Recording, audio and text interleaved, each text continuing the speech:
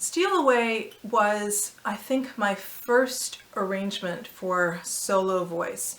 I had done a few choral arrangements before, and I think my ex-husband, who was at the time my boyfriend, was aware of my arrangement of In the Bleak Midwinter.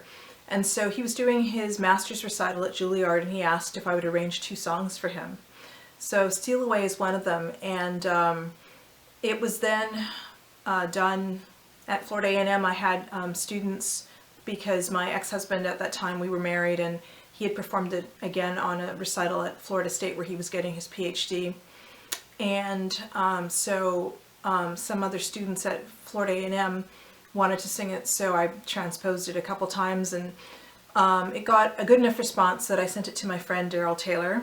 And I think he kind of had it in a file somewhere for something like 10 or 11 years. And then he got in touch with me after all that time had passed and said, hey, he'd come across this piece and he was making a recording, A Charm of Spirituals, and he wanted to record it. Now, prior to that, it had been recorded by Randy Jones, who was at Florida State with me while I was on faculty at Florida A&M, but she was at Florida State, and because my ex was at Florida State, I came in contact with a number of the African American students there. So she also recorded it prior to that on a smaller label. But anyway, Steal Away is one of my first arrangements for solo voice of a spiritual.